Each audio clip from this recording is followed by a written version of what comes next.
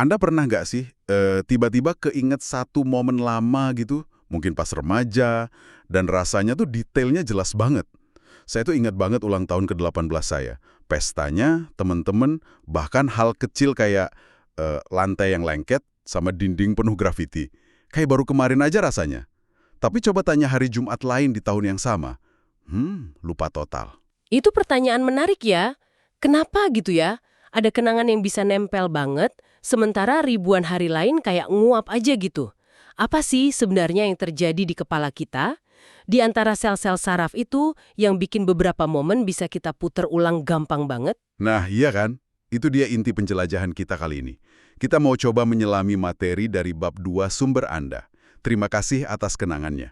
Kita bakal kupas tuntas sains di balik cara kita belajar dan ya mengingat. Betul.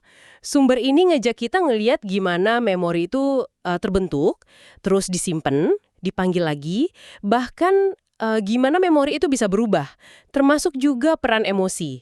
Dan kenapa ingatan kita tuh ternyata ya nggak sekokoh yang kita kira lah. Oke, jadi misi kita ngebongkar cara kerja otak Anda pas lagi belajar dan ngingat.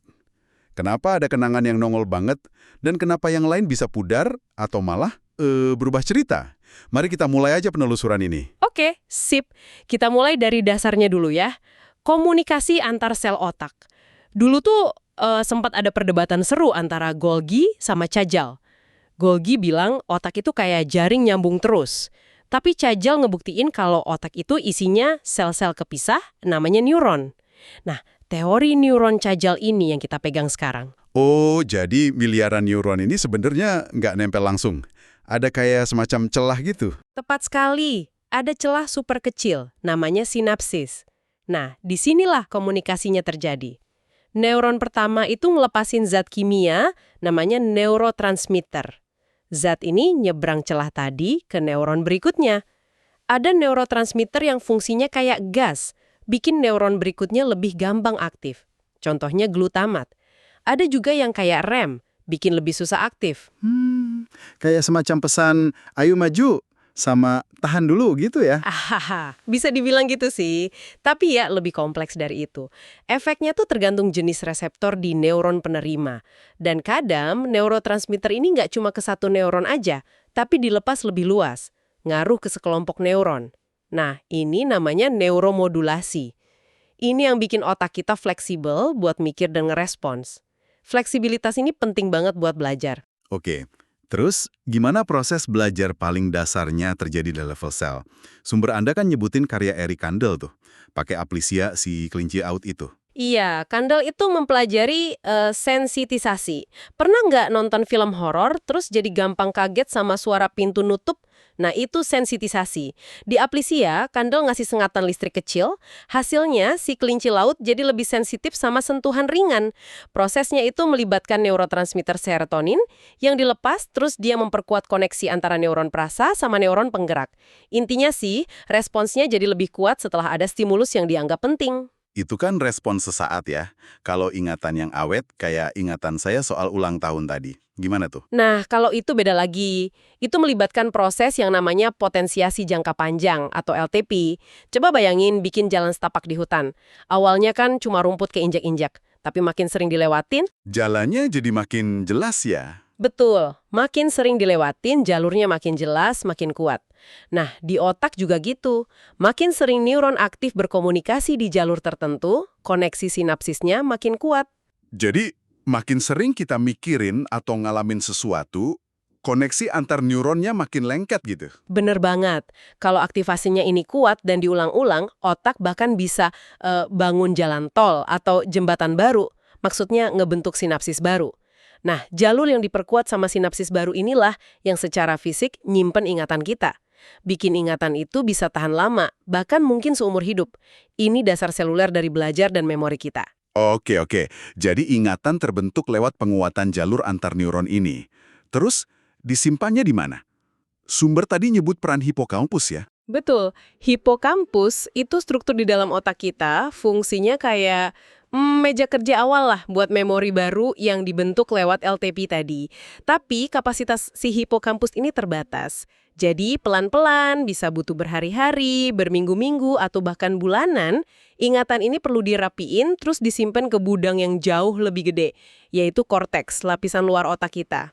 Proses pemindahan atau pematangan ini namanya konsolidasi. Oh, jadi dari meja kerja sementara dipindahin ke lemari arsip jangka panjang gitu ya? Analogi yang pas itu.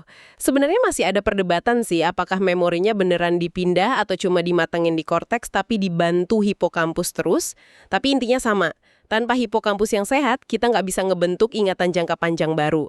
Ingatan lama yang udah di korteks mungkin masih ada, tapi kemampuan nyimpan hal baru ya hilang. Nah, ini nih bagian yang paling bikin saya penasaran dari bab 2 ini. Ternyata ingatan itu bukan kayak rekaman video yang paten gitu ya. Tiap kali kita putar ulang, bisa jadi ada yang beda. Persis. Ini salah satu penemuan yang paling, bikin kaget lah di studi memori. Setiap kali Anda ingat sesuatu, sebenarnya Anda itu lagi ngaktifin ulang pola neuron yang sama. Nah, proses manggil ulang ini bikin koneksi antar neuron itu jadi balik ke kondisi fleksibel lagi. Mirip pas pertama kali terbentuk. Fleksibel, maksudnya bisa diubah-ubah gitu? Tepat. Pas ingatan lagi dalam kondisi fleksibel ini, informasi baru yang ada di sekitar Anda pas lagi ngingat, misalnya dengar cerita versi orang lain, atau bahkan sugesti dari pertanyaan, itu bisa nyelip masuk dan ikut kesimpan pas ingatan itu disimpan lagi. Nah, proses nyimpen ulang ini namanya rekonsolidasi. Wah, jadi tiap kali saya cerita soal ulang tahun ke-18 itu, ada kemungkinan ceritanya udah sedikit beda dong tanpa saya sadar. Agak ngeri juga ya mikirnya. Kemungkinan itu ada banget. Ini bukan berarti Anda sengaja bohong ya, tapi otak Anda secara nggak sadar mungkin ngedit dikit atau ngisi bagian kosong pakai info baru. Elizabeth Loftus nunjukin ini dengan jelas banget di eksperimen kecelakaan mobilnya yang terkenal itu. Oh ya, yang soal beda kata kerja itu kan? Bersentuhan sama menabrak? Benar, jadi pesertanya nonton video kecelakaan mobil. Terus ditanya, kira-kira seberapa cepat mobilnya pas bersentuhan, contacted, atau pas menabrak, smashed. Kelompok yang dengar kata menabrak itu ngasih perkiraan kecepatan jauh lebih tinggi. Terus seminggu kemudian ditanya lagi. Mereka juga lebih banyak yang salah ingat ngelihat pecahan kaca di video, padahal aslinya nggak ada. Gila ya, cuma gara-gara satu kata doang, implikasinya gede banget ini. Berarti kalau kita lagi debat sama orang soal detail kejadian masa lalu, bisa jadi kita semua salah inget dong. Karena ingatan kita udah keedit lewat proses rekonsolidasi ini. Tepat sekali, jadi keakuratan ingatan kita, bahkan yang paling kita yakin benar sekalipun, itu perlu dipertanyakan lagi, termasuk soal ulang tahun ke-18 Anda tadi. Mungkin detail lantai lengket itu asli, tapi mungkin juga itu tambahan yang baru muncul belakangan pas Anda cerita-cerita lagi. Jadi mikir nih sekarang, selain proses rekonstruksi ini, apalagi sih yang bikin ingatan tertentu, kayak ulang tahun itu, rasanya kuat banget dan jelas? Emosi. Emosi itu perannya gede banget. Area otak buat ngurusin emosi namanya amigdala. Itu letaknya nempel persis sama si hipokampus. Meja kerja memori tadi. Dan ini bukan kebetulan evolusi loh. Kita kan perlu banget nginget hal-hal yang penting buat bertahan hidup. Entah itu yang enak, misalnya sumber makanan, atau yang bahaya, predator. Jadi makin kuat emosinya, makin nempel ingatannya, gitu. Secara umum iya bisa dibilang gitu. Pas kita ngalamin sesuatu yang emosional, badan kita ngelepasin hormon stres kayak adrenalin. Adrenalin ini kayak ngasih stabilo gitu ke aktivitas di amigdala sama hipokampus. Ngasih tanda keingatan itu. Penting, simpen baik-baik. Makanya kejadian yang muatan emosinya kuat, nikahan, kehilangan orang tersayang, atau mungkin ya pesta ulang tahun ke-18 yang seru banget, itu rasanya lebih hidup di ingatan kita. Termasuk juga yang namanya flash bulb memory atau memori kilatan cahaya itu ya, yang katanya ingatan super detail pas kita dengar berita heboh kayak misalnya 9/11 gitu.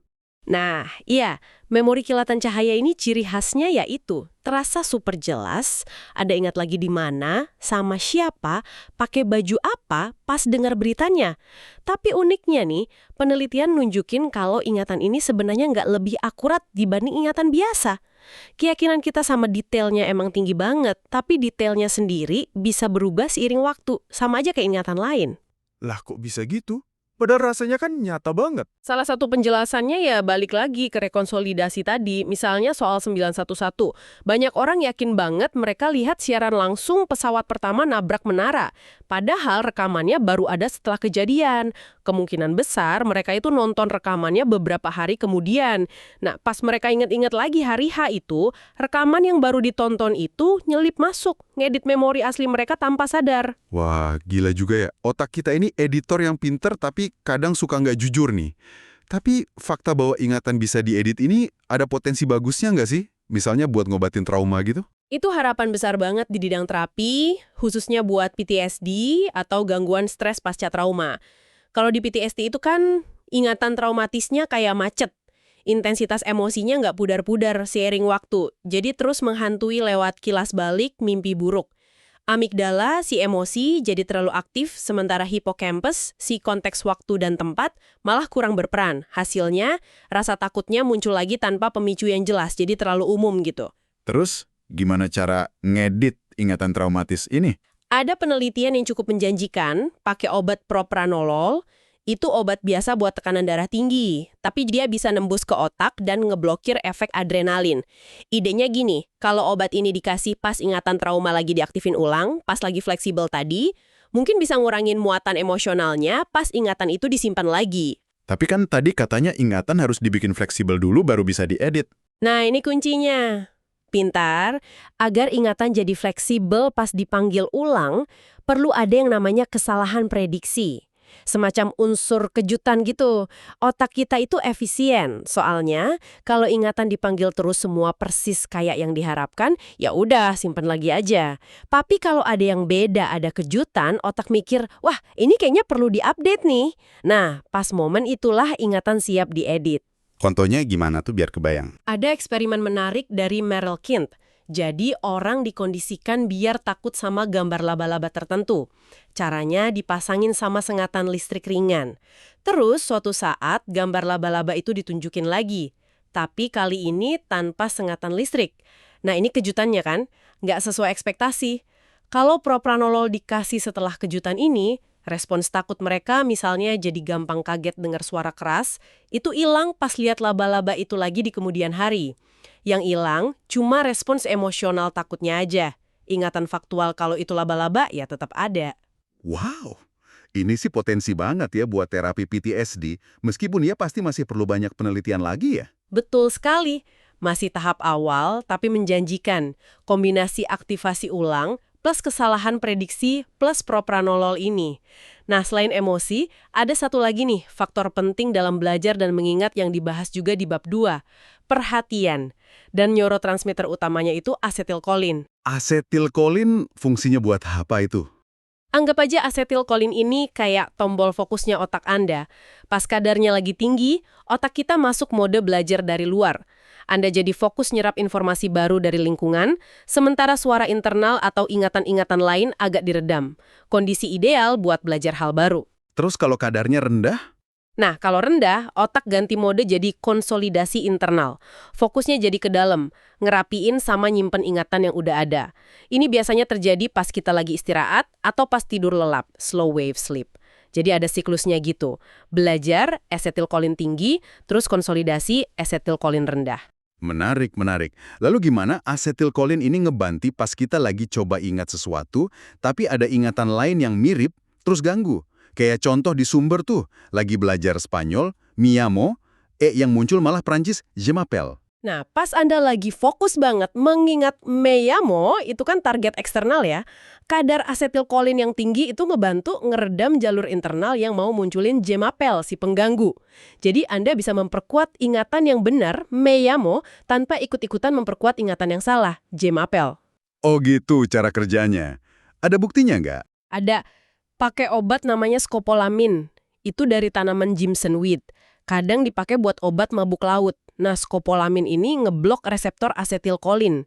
Kalau obat ini dikasih setelah orang selesai belajar daftar kata, nggak ada pengaruh keingetannya. Tapi kalau dikasih sebelum belajar, wah, orang jadi susah banget nginget informasi baru itu. Kenapa? Karena otaknya kayak ketipu, ngira kadar asetilkolin lagi rendah. Jadi kejebak di mode konsolidasi internal, susah fokus ke input dari luar. Ini juga mungkin ngejelasin kenapa Jimson Weed dulu dipakai buat ritual atau obat bius, terus efeknya halusinasi sama amnesia parah. Mungkin karena fokus internalnya jadi ekstrem banget, sampai ngalamin ingatan kayak nyata, plus gagal ngebentuk memori baru. Oke. Jadi setelah kita menjelajahi bab 2 ini, gambaran besarnya tuh ingatan itu sama sekali bukan gudang arsip yang diam aja ya? Sama sekali bukan. Justru ini proses biologis yang, dinamis banget. Melibatkan perubahan kimia dan fisik di sinapsis, kayak LTP tadi. Ingatan itu dikonstruksi pas kita belajar. Terus disimpan lewat proses konsolidasi yang melibatkan hipokampus sama korteks. Dan yang paling penting nih, direkonstruksi dan punya potensi buat diedit setiap kali kita manggil ingatan itu lagi. Dan proses rekonstruksi ini kuncinya ya, yang bikin ingatan kita jadi lentur, gampang banget dipengaruhi emosi, perhatian kita, bahkan cara kita nanyain soal ingatan itu, kayak yang ditunjukin sama Loftus.